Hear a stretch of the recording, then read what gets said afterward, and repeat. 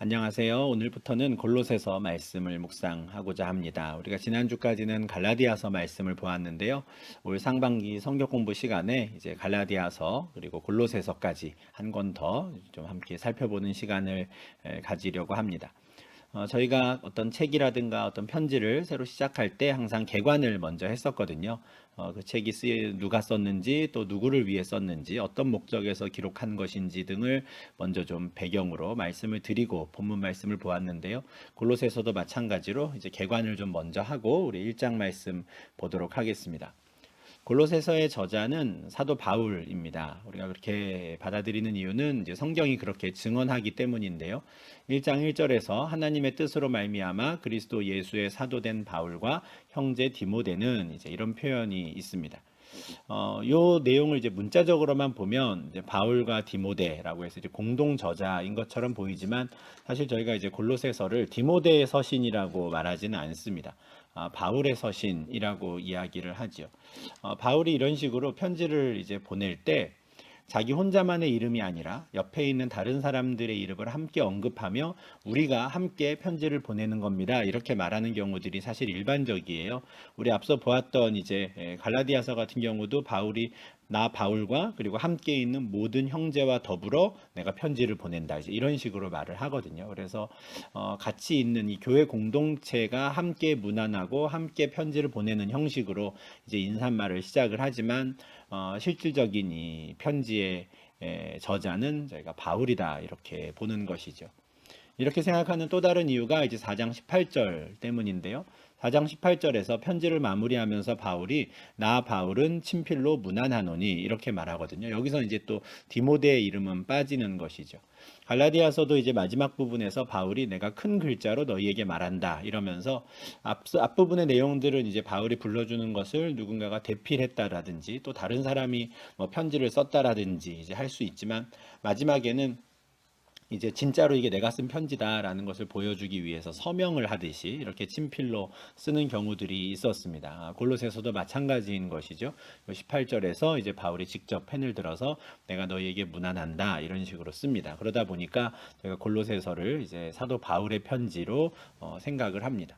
그러면 이 바울이 이 골로새서를 언제 어디에서 썼는가 이 기록 시기와 우리 장소에 대한 내용을 좀 보면 좋겠는데 이 장소를 좀 특정할 수 있는 좀 힌트가 되는 구절들이 편지에 좀 등장을 합니다. 4장 3절에서 또한 우리를 위하여 기도하되 하나님이 전도할 문을 우리에게 열어주사 그리스도의 비밀을 말하게 하시기를 구하라. 내가 이 일 때문에 매임을 당하였노라 해요. 내가 지금 이 일을 하다가 매여 있다 이렇게 말을 하는 거거든요. 골로새 교인들에게 기도를 하고 기도 부탁을 합니다. 나는 지금 매여 있으나 그럼에도 하나님이 전도할 문을 열어주시기를. 그래서 우리가 한 사람에게라도 더 그리스도의 비밀을 좀 말할 수 있게 해달라 하는 겁니다. 매여 있는 상황인데 전도할 기회를 달라 이렇게 말을 하는 건데 4장 10절에서는 또 나와 함께 갇혀 있는 이런 표현도 등장을 해요. 나와 함께 갇힌 아리스다고 바나바의 생질 마가 유스도를 하는 예수도 너희에게 문안한다. 앞에 매여 있다 그랬고요. 또 이제 갇혀 있다라는 말이 나오고 또 4장 18절에서 다시 한번 내가 매여 있다라는 표현이 나옵니다. 그러니까 바울이 어떤 곳에 매여 있는 그러니까 어떤 활동하는 데 있어서 좀 제약을 받는 상황이거든요. 바울이 어떤 감옥에 갇혀 있거나 또는 구금되어 있는 상태로 저희가 생각할 수 있는 겁니다. 그럼 바울이 어떤 감옥에 갇혔거나 또는 구금되었거나 하는 상황들이 어디인가? 사도행전에 보면은 이제 에베소에도 갇혔던 적이 있고 또 빌립보에도 갇혔던 적이 있고 가이사랴에서도 또 갇혔던 적이 있습니다. 재판을 받으려고 기다리고 있었죠. 그리고 마지막에 이제 로마에서도 그가 갇혀 있는 상태였습니다. 그런데 이제 4장에 나오는 또 골로새서에 나오는 내용들을 좀 종합을 해보면 그가 분명히 매여 있음에도 불구하고 또 갇혀 있음에도 불구하고 계속 뭔가 복음을 전할 수 있는 기회는 가질 수 있는 것 같은 내용이었거든요. 그죠? 내가 매여 있으나 계속해서 하나님의 비밀을 좀 말할 수 있도록 나를 위해 기도해 달라 이랬어요. 그리고 바울뿐만 아니라 다른 사람들이 지금 같이 매여 있다 이런 식의 표현도 나오거든요. 만약에 바울이 실제 감옥에 들어가 있는 상황이라면 다른 사람들이 같이 지금 감옥에 갇혀 있다, 이런 식으로 말을 할 수는 없었을 것 같습니다. 바울과 함께 뭔가 좀 제약을 받고 있는 상황, 또 바울이 제약을 받고 있는 상황에서 그를 돕고 있는 여러 사람들이 있는 상황, 좀 이런 느낌의 내용이거든요. 그러다 보니 이제 전통적으로 골로새서는 바울이 로마에 구금되어 있을 때 쓴 편지라고 보통 생각을 합니다. 사도행전 28장 30절, 31절에서 바울이 온 이태를 자기 셋집에 머물면서 자기에게 오는 사람을 다 영접하고 하나님의 나라를 전파하며 주 예수 그리스도에 관한 모든 것을 담대하게 거침없이 가르치더라, 이런 말씀이 있거든요. 이렇게 사도행전이 끝나게 되는데, 이 30절에 이태라는 말이 이제 2년이라는 뜻입니다. 바울이 2년 동안 자기 셋집에 머물렀다 하거든요. 바울이 지금 로마에 온 이유는 유대인들이 그를 고발했고, 그 과정 중에 바울은 나는 황제에게 재판을 받고 싶다 해가지고 로마로 온 상황이었어요. 그런데 로마로 오기 전에 이미 가이사랴에서 유대의 총독이었던 베스도라든가 또는 아그리빠 왕이라든가 그 지역의 고관들이죠. 이제 이 사람들이 바울을 신문하고 바울과 함께 이야기를 들은 결과, 지금 유대인들이 말하는 것처럼 바울을 뭐 이렇게 사형에 처해야 할 만큼 이 사람은 악한 일을 한 적이 없다, 이 사람은 죄를 짓진 않았다라는 것을 이미 확인을 받았었거든요. 그래서 바울이 황제에게 재판을 받고 싶다라고 말만 안 했어도 그냥 우리가 풀어줬을 거다, 이런 이야기까지 이제 한 상황이었습니다. 그러다 보니 바울이 비록 로마 황제에게 재판을 받고 싶다라고 해서 로마까지 이제 송환되기는 했는데, 그렇다고 해서 함께 송환된 다른 죄수들과 똑같은 대우를 받았던 건 아니었던 거죠. 이것은 가이사랴에서부터 로마까지 바울과 또 다른 죄수들을 호송했던 백부장이 바울에게 보였던 태도에서도 저희가 확인을 할 수 있고, 그리고 로마에 도착해서도 바울은 로마 황제의 그 재판 또는 판단을 기다리는 동안에 실제 감옥에 들어가진 않았던, 왜냐하면 이미 가이사랴에서 그에게 죄가 없다라는 것을 어느 정도 확인을 한 상황이기 때문에 감옥은 아닌 바깥에서 자기 셋집에서 집을 따로 구해서 좀 머물 수 있었던 것으로 보입니다. 다만 완전한 자유는 아니었던 거예요. 그를 지키고 있는 병사들이 이제 주변에 있다라든지, 또는 가택구금이라 그러죠. 뭐 집 밖을 벗어날 수 없었다든지, 이제 이런 상황이었던 걸로 보입니다. 다만 그를 찾아오는 사람들은 얼마든지 만날 수 있는, 그래서 자기를 찾아오는 사람들은 다 영접할 수 있었고, 그들에게 하나님의 나라를 전파하고 복음을 계속 전할 수 있는 상황이었던 거죠. 그러다 보니 바울이 지금 골로새 교인들에게 편지를 보내면서 기도 제목을 부탁할 때도 나를 위해 좀 기도해달라, 내가 매여 있지만 계속해서 하나님의 비밀을 좀 말할 수 있도록 복음의 문을 열어달라 합니다. 이 복음의 문이 뭐겠습니까? 사람이죠. 새로운 사람들을 좀 계속 보내주셔서 계속 이곳에서도 내가 복음을 전파할 수 있게 해달라 부탁을 하는 겁니다. 그래서 저희가 이 그 골로새서를 기록한 곳은 바울이 로마에 이제 구금되었을 때, 요 2년 동안 자기 셋집에 머물면서 구금되었던 그때라고 보고요. 그때라고 한다면 이제 기원 후 60년에서 62년경으로 봅니다. 이제 바울이 이제 구금되었던 때고, 장소는 로마에서 쓴 편지다라고 생각을 하는 것이죠. 이렇게 바울이 로마에 구금되어 있을 때 보냈던 편지들이 참 많을 텐데, 그 중에 4통이 지금 저희에게 신약 성경으로 주어졌습니다. 에베소서, 빌립보서, 골로새서, 빌레몬서이고요. 이 4통의 편지가 바울이 로마의 감옥에서, 그러니까 로마에 구금되어 있을 때 보낸 편지라고 해서 이제 옥중서신이라는 말로 저희가 씁니다. 나중에 이제 기록 목적에서 잠깐 좀 말씀을 드리겠지만, 이 골로새서와 빌레몬서는 아마 같은 시기에 기록돼서 한꺼번에 같이 보내진 것으로 보입니다. 왜냐하면 빌레몬이라는 사람이 골로새 교회의 성도였거든요. 그래서 바울이 이 편지를, 골로새 교회에 편지를 보내면서 빌레몬이라는 사람에게도 따로 이제 편지를 써서 이 2통을 한꺼번에 보낸 걸로 보입니다. 이 부분에 대해서는 이제 뒤에 기록 목적 부분에서 다시 말씀을 드릴 텐데, 이렇게 에베소서, 빌립보서, 골로새서, 빌레몬서 4권이 이제 로마 감옥에 있을 때 기록된 편지이고, 이 중에 한 권 골로새서를 저희가 지금 이제 묵상할 것이다, 이렇게 생각하시면 좋겠습니다. 이 편지를 받는 수신자들은 누구냐? 골로새서니까 골로새에 있는 성도들입니다. 이것도 역시 이제 1장 1절과 2절에 있는 말씀인데요. 바울과 디모데는 골로새에 있는 성도들, 곧 그리스도 안에서 신실한 형제들에게 편지한다 하죠. 골로새에 있는 성도들을 그리스도 안에 있는 신실한 형제들, 믿음이 있는 형제들 이렇게 표현을 하는데 뭐 골로새에 보낸 편지지만 딱 골로새에 있는 성도들만을 대상으로 쓴 것은 아닙니다.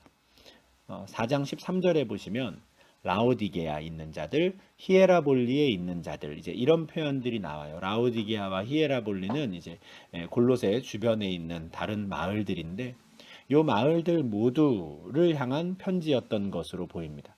물론 첫 번째 1차 수신자는 골로새지만 골로새 교인들이 읽고 나면 이제 다른 마을에도 이 편지를 넘겨주는 그래서 회람할 수 있게 한 거거든요.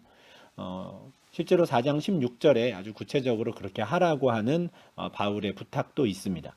이 편지를 너희에게서 읽은 후에 라오디게아인의 교회에서도 읽게 하라 하는 거죠. 이 편지는 골로새서거든요. 골로새에 보낸 편지를 골로새 교인들이 먼저 읽어요.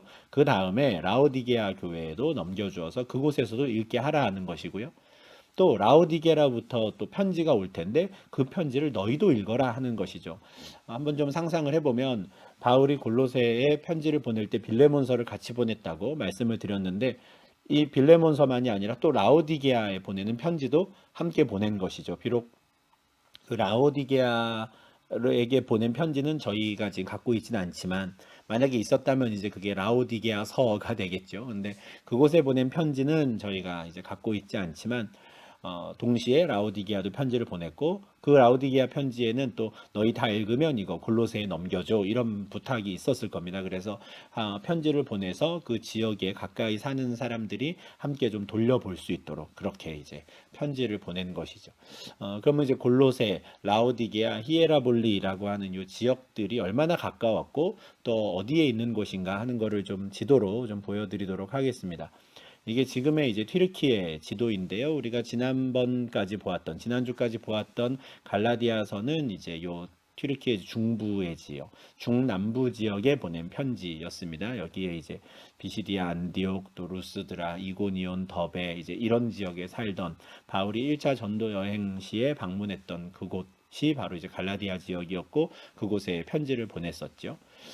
이어서 저희가 지금 보려고 하는 이제 골로새서는 아시아 지역에 있는 마을이었습니다. 아시아 지역은 이제 튀르키예의 이제 서쪽 지역, 해안가에 있는 곳인데 그 아시아 지역에 있는 한 마을이 바로 골로새입니다.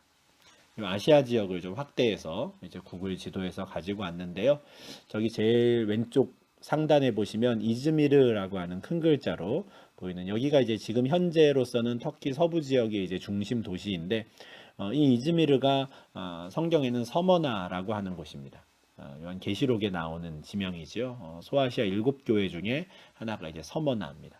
요 이즈미르 지금 서머나에서 남쪽으로 쭉 내려오면 셀축이라고 하는 곳이 보이고 또 쿠사다시라고 하는 곳이 있는데 요 쿠사다시와 셀축 요 중간에 이제 성경에 있는 에베소라고 하는 곳이 있습니다. 지금도 이제 에베소 국립공원이 이제 있어서 그 당시에 이제 건물들 이런 것들을 이제 볼 수가 있는데 요 이제 에베소가 있는 것이고 요 에베소가 이 아시아 지역의 그 당시에 이제 중심 도시였습니다.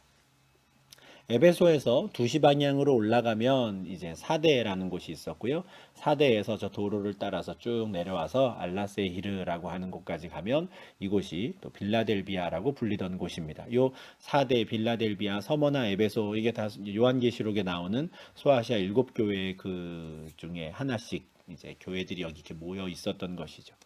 그러면 이제 골로새는 어디냐? 빌라델비아에서 또 저 도로를 따라서 쭉 내려오면 데니질리라는 곳이 지금 있고 데니질리 옆에 호나즈라고 하는 곳이 있죠. 저 호나즈가 바로 과거의 골로새였던 곳입니다. 물론 이제 구글 지도에서 저 부분을 한번 나중에 쭉 확대를 한번 해보시면 호나즈 위에도 콜로세이라고 하는 지명이 떠요. 그런데 그거는 뭐 지금도 쓰고 있는 지명으로 보이지만 사실 성경에 나온 그 골로새는 아직 발굴이 되지 않았다라고 합니다. 그러니까 땅 속에 지금 묻혀 있는 상태이고요. 지금 있는 요 호나즈라는 마을은 성경에 2000년 전에 그 골로새라는 마을 그 위에 지금 새로 건설된 마을인 것이죠. 아무튼 골로새는 이제 그곳이고요. 지금은 데니즐리라고 부르는 꽤 큰 도시인데 저 데니즐리라고 불리는 저곳이 바로 라오디게아입니다. 그리고 라오디게아 위에 파무칼레라는 곳이 있는데 저곳은 이제 터키 서쪽에서 유명한 관광지 중에 하나예요. 온천으로 유명한데 저 파무칼레 저곳이 성경에 나오는 히에라볼리입니다. 그래서 지도에서 보시는 대로 골로새, 라오디게아, 히에라볼리 여기 이제 다 따닥따닥 붙어 있는 마을들이에요. 지금은 뭐 시골 마을처럼 되었지만 2000년 전에 1세기 당시만 해도 주요 무역로 중에 하나였습니다. 동서를 관통하는 연결하는 주요 무역로 중에 하나였고 또 왕의 도로가 있는 지금으로 치면 국도라고 할 수 있는데요.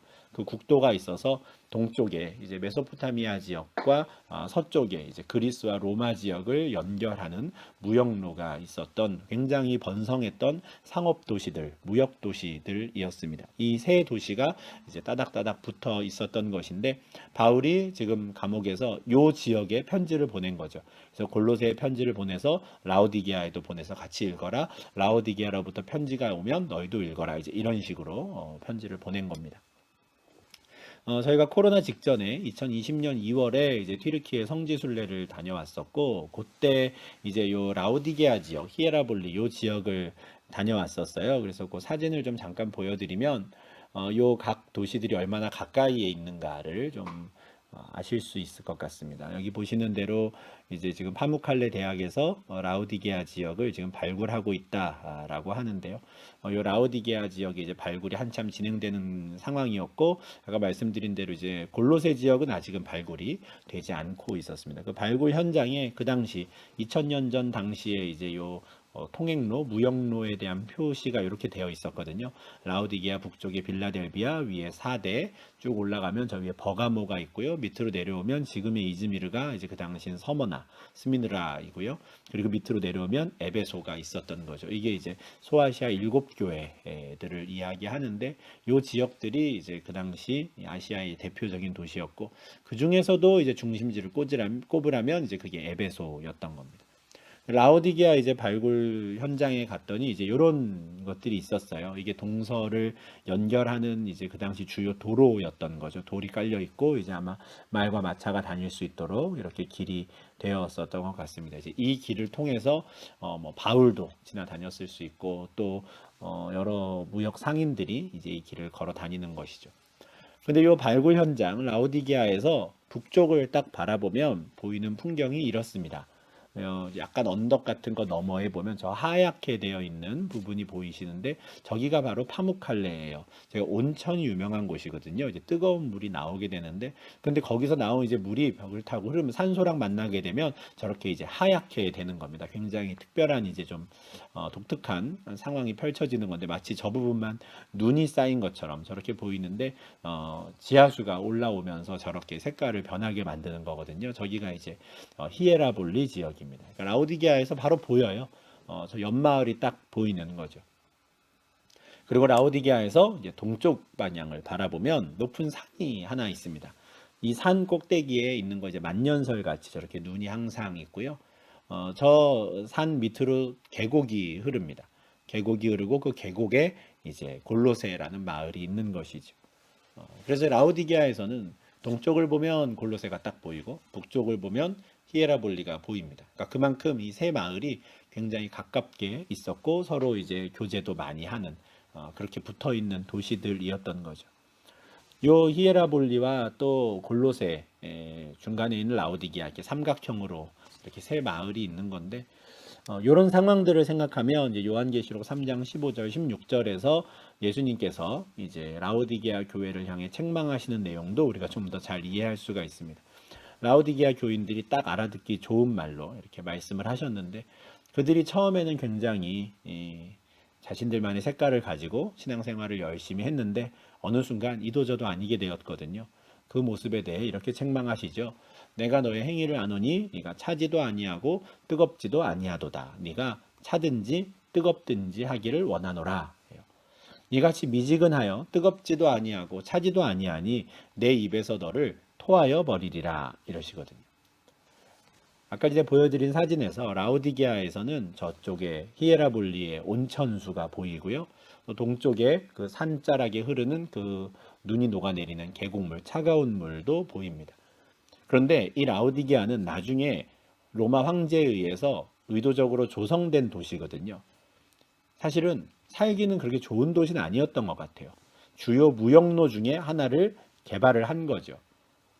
원래 사람이 살지 않은 곳이다 보니까 어떤 문제가 생겼냐면 물 문제가 생기는 겁니다. 먹을 물이 마땅치 않아요. 사실 물이 있어야 사람이 사는데, 그러다 보니 히에라볼리에서 나오는 그 온천수를 끌어왔다고 합니다. 이게 로마 시대 때 이제 수도교라든가 이렇게 물을 끌어오는 기술력이 있었으니까 히에라볼리의 그 뜨거운 온천수를 끌어와요. 그런데 문제는 이 라우디게아까지 오면 그 물이 다 식어버리는 거죠.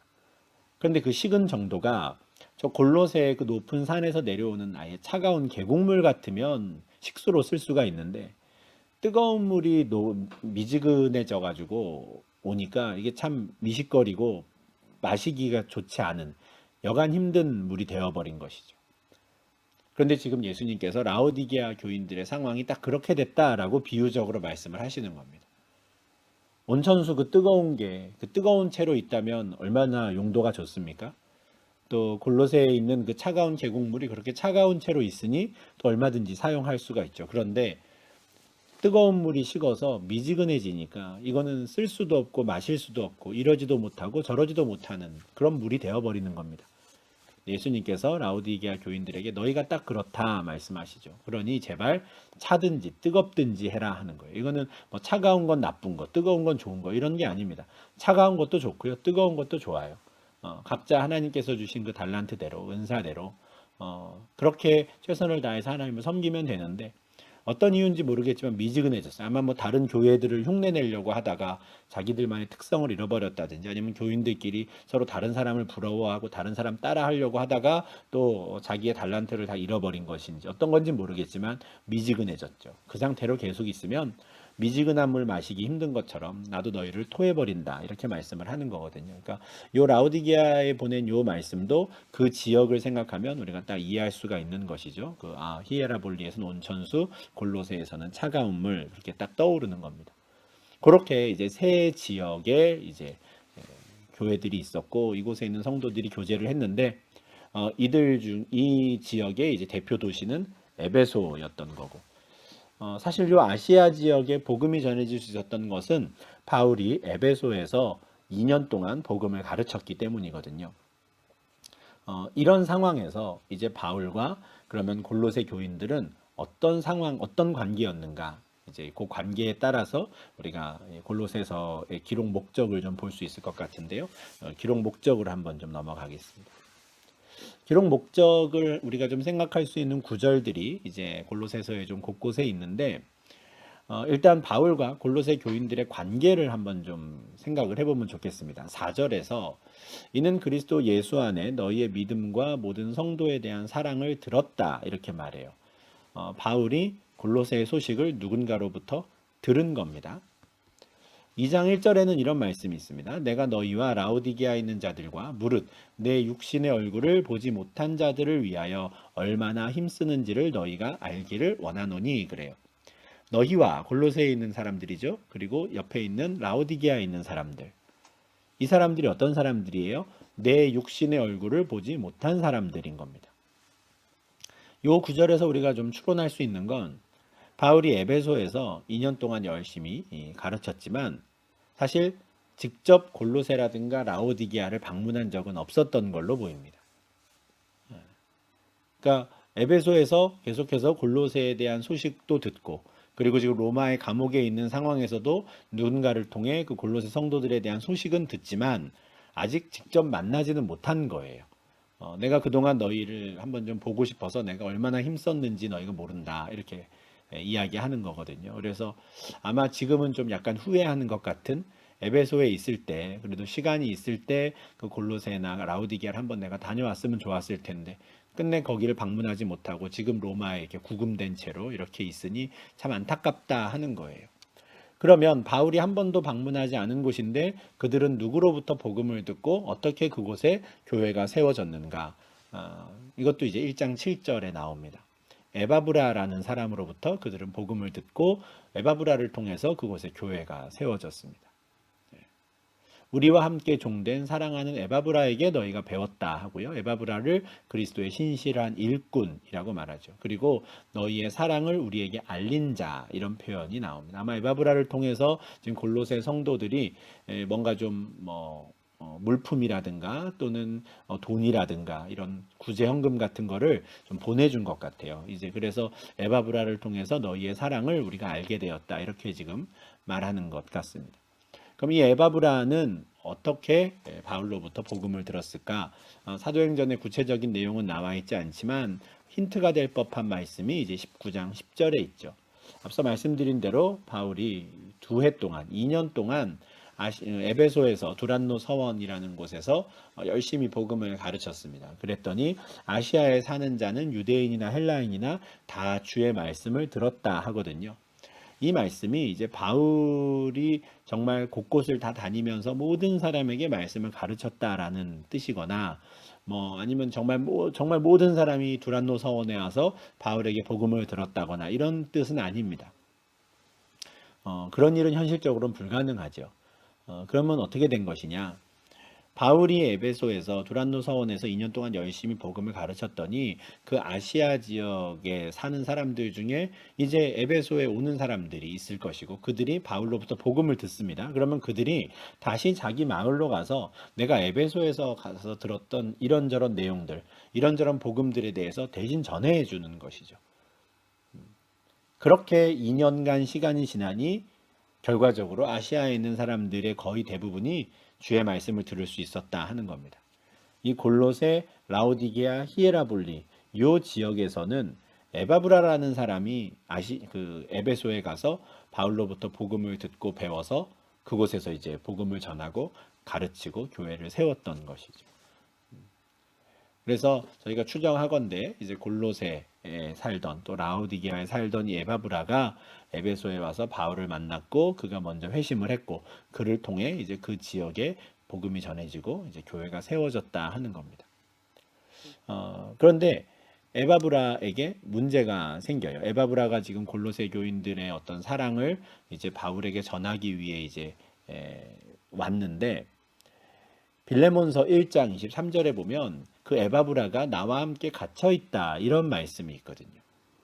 나중에 이제 빌레몬서도 저희가 좀 같이 이제 좀 보겠지만 빌레몬서 1장에서 볼 수 있는 상황이 골로새에서 지금 바울을 만나러 온 그 에바브라가 바울과 함께 지금 갇혀 있게 되는 상황이 되는 것이죠. 이런 상황에서 바울은 골로새 교인들에게 편지를 보내는 겁니다.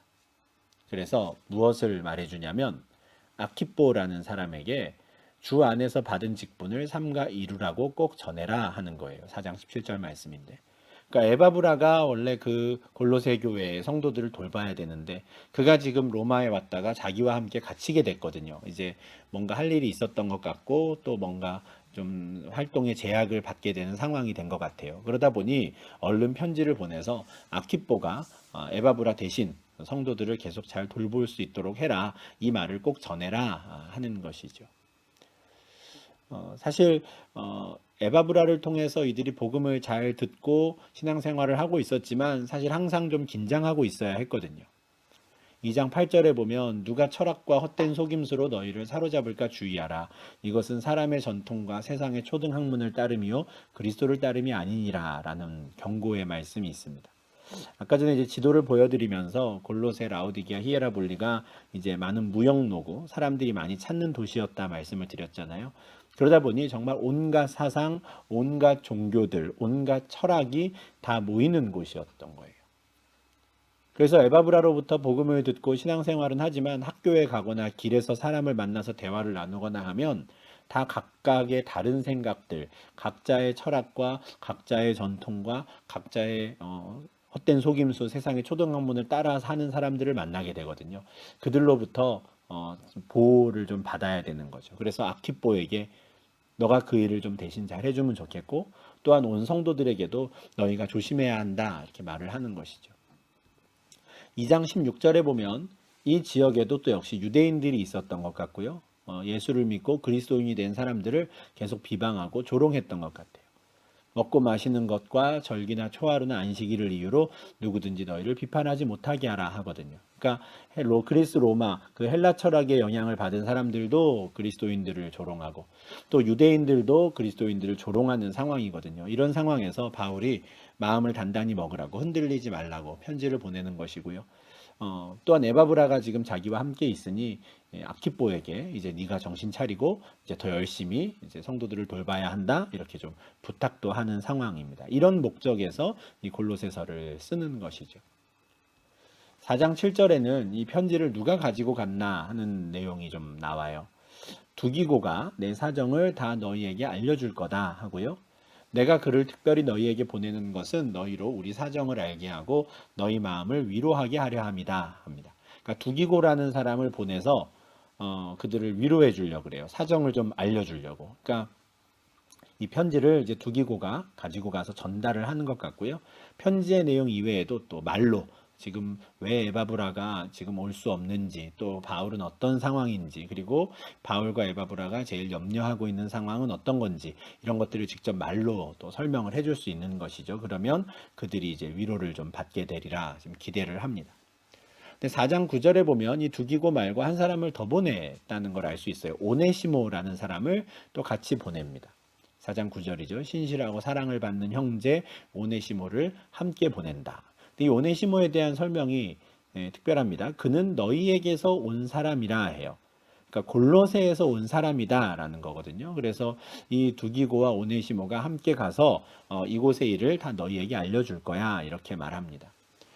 근데 이제 골로새서에서는 오네시모에 대한 이야기가 이렇게 끝나는데 사실 오네시모를 굳이 두기고와 함께 보내는 이유가 있었습니다. 그 이유가 이제 빌레몬서에 나오는 거죠. 그래서 제가 앞서 말씀드린 것처럼 이제 빌레몬서는 골로새서랑 같이 작성이 되어서 한꺼번에 이제 전달되었을 것이다 이렇게 보는 거예요. 이 4장 9절에서 오네시모를 신실하고 사랑을 받는 형제라고 하지만 빌레몬서 1장 10절에서는 또 다른 특별한 표현으로 바울이 오네시모를 설명합니다. 오네시모는 내가 갇힌 중에서 낳은 아들이다 라는 거예요. 바울이 지금 로마에 갇혀 있는 동안에 낳은 아들 그가 오네시모예요. 달리 말하면 로마에서 처음 만난 사람인데 마침 그가 골로새 사람이었고 그리고 오네시모와 교제하며 그에게 복음을 전한 결과 그가 예수를 믿게 된 것이죠. 그래서 내가 갇힌 중에 아들을 낳았다 하는 건데 이 빌레몬서를 통해서 바울은 오네시모를 위해서 빌레몬에게 부탁을 합니다. 이 빌레몬이라는 사람에게 보낸 편지라서 빌레몬서거든요. 그러니까 골로새의 교인 중에 한 사람이었던 빌레몬에게 따로 개인적인 편지를 보내서 그에게 지금 부탁을 하는 거예요. 근데 부탁의 내용이 이렇습니다. 그가 전에는 내게 무익하였으나 이제는 나와 내게 유익함으로 내게 그를 돌려보내노니 그는 내 신복이라 이렇게 말합니다. 요 말씀을 이해하기 위해서는 좀 배경이 필요한데요. 그가 전에는 너에게 무익했다 하지요. 빌레몬과 오네시모의 관계는 어떤 관계였냐면 오네시모는 빌레몬의 종이었습니다. 빌레몬의 노예였어요. 그런데 그 종이 주인을 버리고 도망을 친 거죠. 그 당시 로마 제국의 법에 따르면 도망친 노예는 붙잡히는 순간 죽이게 되어 있습니다. 살아날 수 있는 다른 방법이 없어요. 그런데 그 오네시모가 빌레몬을 떠나 도망친 거죠. 그러니 그는 주인에게 무익한 자였습니다. 그런데 이제는 그가 달라졌다는 거예요. 이제는 나에게 바울에게 유익한 사람이 되었어요. 도움이 되는 사람이 되었고 뿐만 아니라 너에게도 유익한 사람이 되었다 하는 거거든요. 그리고 바울은 굉장한 일을 합니다. 내가 이제 그를 너에게 돌려보낸다. 도망친 노예를 다시 주인에게 보내는 겁니다. 그러면서 뒤에 말을 붙이죠. 그는 내 신복이라. 굉장히 좀 상황이 복잡해졌습니다. 그러니까 족보가 꼬였다고 해야 될까요? 빌레몬은 에바브라로부터 복음을 들었죠. 근데 에바브라는 바울로부터 복음을 들었습니다. 굳이 따지자면 빌레몬은 바울의 제자의 또 제자인 것이죠. 그런데 바울의 또 제자가 로마에서 오네시모라는 사람이 나타난 겁니다. 바울은 오네시모를 자기 신복이라고까지 생각해요. 그런데 그 신복 오네시모가 골로새에 있는 제자의 제자의 도망친 종이었던 것이죠. 이 복잡한 관계에서 바울은 오네시모를 다시 과감하게 주인에게 돌려보내며 부탁을 합니다. 13절과 14절에서 이 말 내용을 좀 더 구체적으로 설명하는데요. 그를 내게 머물러 있게 하여 내 복음을 위하여 갇힌 중에서 내 대신 나를 섬기게 하고자 한다. 내 마음 같아서는 오네시모를 지금 로마에 같이 그냥 두면서 내가 지금 갇혀 있으니 나를 위해서 나를 좀 섬길 수 있도록 좀 부탁을 하고 싶다 하는 거예요. 내 대신 하는 거 보니까 빌레몬 네가 있었다면 더 좋았겠지만 뭐 이런 뉘앙스도 되는 것 같아요. 그래서 오네시모를 이곳에서 낳은 아들이니 내가 이곳에서 같이 함께 머물며 나의 복음 사역을 위해 나는 지금 행동에 좀 제약이 있는 구금되어 있는 상태이니 내 손발이 되어주는 그 역할로 오네시모가 좀 함께 있으면 좋겠다 하는 거예요. 그런데 이게 중요하죠. 다만 내 승낙이 없이는 내가 아무것도 하기를 원하지 않는다 하는 거예요. 네가 허락해주면 내가 그렇게 하겠다 하는 말입니다. 바울은 빌레몬의 자유를 침범하고 싶지 않은 거예요. 우리가 갈라디아서에서 보았지만 우리 모두가 자유인이잖아요. 그죠? 어느 누구도 억지로 무엇을 하거나 억지로 선을 행해서는 안 됩니다. 우리 자유의지를 가지고 기꺼이 해야 하는 것이죠. 기꺼이 서로 종노릇해야 하는 건데 바울은 이것을 가르치기만 하는 게 아니라 자기의 삶에도 이렇게 적용을 하는 거예요. 얼마든지 내가 그냥 오네시모 그냥 데리고 있으면서 나와 함께 사역하자라고 할 수 있고 그냥 너에게는 그냥 내가 알려만 주어도 그냥 너 입장에서는 네 그렇게 하시오 라고 하겠지만 내가 그걸 억지로 하고 싶지 않다 이런 말이에요. 14절에서 말하죠. 이는 너의 선한 일이 억지같이 되지 아니하고 자유로 되게 하려 함이라. 내가 오네시모를 보내니 오네시모가 주인에게 용서를 구할 것이고 그 주인이 그를 용서해주면 다시 오는 거죠. 오히려 도망친 노예를 잡으면 죽여야 되는데 오히려 그에게 자유를 허락하라는 것이고 그 자유가 주어지면 오네시모는 다시 와서 나를 도울 것이다. 이걸 기대하는 겁니다.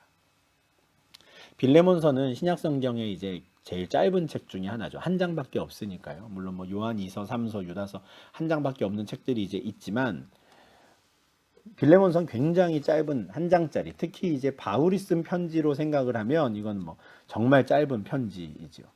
그럼에도 불구하고 이게 성경으로 하나님의 말씀으로 우리에게 주어진 데에는 이런 이유가 있는 겁니다. 그 당시의 문화, 그 당시 일반적인 사람들의 생각으로는 도저히 상상할 수 없는 굉장히 파격적인 편지죠. 도망친 노예를 죽이지 말고 용서하고 오히려 자유를 주기를 부탁하는 겁니다. 일반적인 경우라면 상상도 할 수 없지만 바울은 그리스도 안에서 거듭난 자들이니 가능하리라 기대한 것이에요. 그렇다면 과연 빌레몬은 오네시모를 그렇게 다시 돌려보냈을까? 그랬으리라 생각합니다. 그러니 이 빌레몬서가 그 당시에 많은 교회들에게 은혜가 되었을 것이고 우리에게까지 또한 하나님 말씀으로 전해진다 생각을 합니다. 그래서 바울은 지금 골로새서에서 두기고를 내가 너에게 보낸다, 오네시모도 너에게 보낸다 라고 이제 이야기를 하지만 또 빌레몬서를 통해서는 오네시모를 보내는 또 구체적인 이유를 이렇게 밝히는 것이죠. 이런 여러 가지 목적들을 가지고 바울은 골로새서를 쓰는 겁니다. 에바브라가 지금 자기를 도우러 왔다가 로마에 함께 머무를 수밖에 없는 상황이 되었다. 이거를 이제 골로새 교회에 알려주어야 하는 것이고요. 그리고 에바브라가 자리를 비웠을 때 아키뽀에게 그 역할을 맡긴다. 이것도 알려주어야 하는 것이고요. 그리고 그곳에 여러 가지 철학이라든가 유대인들의 조롱 또 비방들이 있더라도 마음을 굳건하게 해라 라고 하는 이런 그 성도들을 향한 조언 그리고 개인적인 용무 그리고 현재 자기의 상황에 대한 설명 이제 이런 것들을 좀 상세하게 말해주기 위해서 골로새서를 이제 감옥에서도 보내는 것이죠. 이렇게 해서 저희가 이제 개관을 통해서 저자와 또 기록 시기 또 뭐 장소, 기록 목적 이런 것들을 이제 보았습니다. 개관을 요 정도로 이제 정리를 하고요. 이제는 골로새서 1장 본문 말씀을 함께 볼 텐데 오늘은 1장 1절부터 23절까지 보겠습니다. 좀 분량이 많아서 이걸 두 개의 영상으로 나누어서 우리가 한번 성경 공부를 계속 진행해 가도록 하겠습니다. 그러면 골로새서 1장으로 넘어가겠습니다.